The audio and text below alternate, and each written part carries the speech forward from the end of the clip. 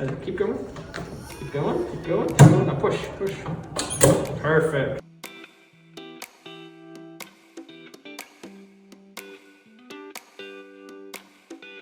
Hey travelers, welcome to Tripping with Amadi. If you're new to my channel, I revisit some of my fun and exciting times during my travel while I help you out on yours. And today I'm talking about top 5 things that you can do in wine country. And we're gonna get into it right now.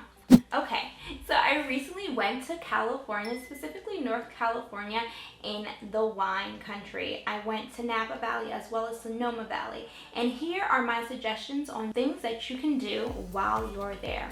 So number 5, experience nature. So a lot of people think, right, wine country, the consumption of wine, but there's so many other things that get overshadowed by the wine in North California. And one of those things is experiencing nature. Like if you think about it, right? The grass, the greenery, the soil, the climate, it has to be really well for these wines to be amazing and these grapes to grow. So I personally went to Muir Woods National State Park, and Muir Wood houses redwood trees. So fun fact, redwoods are the tallest trees in the world, and I got to experience that as well as the great scenery on my ways to the different wineries while in Napa Valley. Number 4 is wine tasting.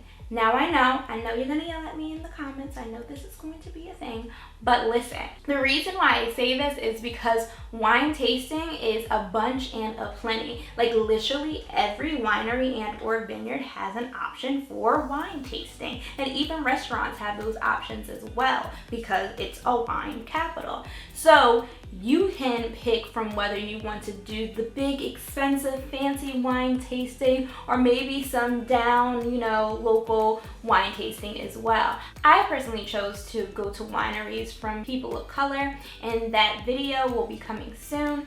But once again, wine tasting is a bunch of plenty, so you have various different options. I'll definitely put that in terms of the activities, but that's the reason why I'm ranking it a little bit low. Number 3 is go to a winery or a vineyard to see how wine is actually made.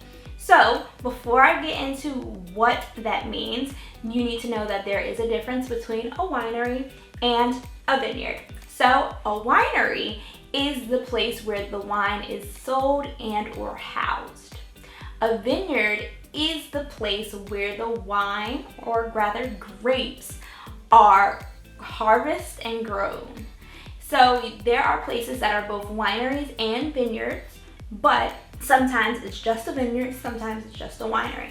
But either way, you can find out how that process of whether growing those grapes, picking those grapes, making that wine, distributing that wine is made. And it's a really cool, interesting experience to see how the wine is held and made and all that stuff. So I'll definitely say if you are going to Napa or Sonoma, see how your wine is made.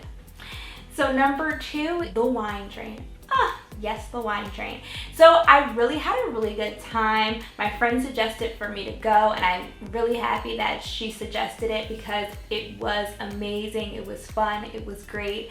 And it was just really chill. Like overall, in wine country, it was just a really cool and chill experience. I was the main driver, but the roads were not bumpy, pretty smooth. Every place pretty much had a parking lot, or the parking wasn't really crazy. And coming from somebody who lives in a city, I hate trying to find parking. I hate it. But in Napa Valley, didn't really have an issue with it. And the wine train takes a scenic route, and you have options. You can either do lunch or dinner. You can either visit one winery or 5. We personally did the lunch and the one winery because I am a full believer that I love to do a tour. I love to do an activity, but I don't want that tour or activity to take up my whole day because I like options to do multiple things. And we had salmon, and it was delicious. Salmon is a thing around Northern California and around the Bay.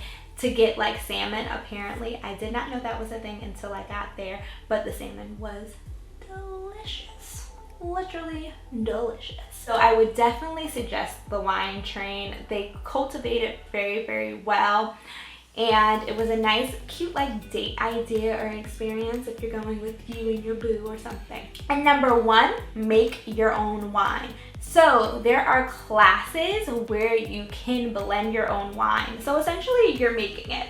That's why I said make your own wine. So I made a Cab blend with like Merlot in there, and then Cabernet Franc in there. I know things now, y'all.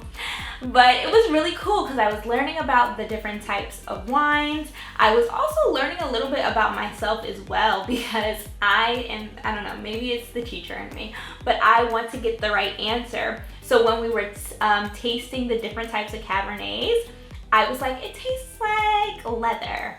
Is that right? Is that right? And he's like, there's no wrong or right answer. And I'm like, are you sure? You lying to me. You know you taste something different. But apparently what you taste is the type of taste buds that you have and the types of flavors that are drawn to you, and that kind of like helps someone make the best wine for you, or make the best blend of wine. So apparently I have like a childish palate or whatever. It's not mature. But I like more sweet things, so I enjoy Chardonnay, I enjoy a rosé. I'm not the biggest fan of dry reds, but more of like sweet reds or dessert wines, because I tend to like sweeter drinks if I'm drinking, versus my friend, she was all about that dry, she was all about that smoky, those spices. So it was so funny because we had 2 different palettes, but I would definitely suggest for you to make your own wine. A lot of wineries offer that, so depending on what price range you like to do. We spent $125 for our wine blending, but there are some that cost around like $390. So it definitely depends on what your budget is for wine country. So hopefully my list was useful and helpful for you. Please comment below and tell me if you actually went to Napa and Sonoma, what you actually did, what you actually enjoyed doing, and add anything that you think I might have forgotten. Thanks for stopping by, y'all. Bye.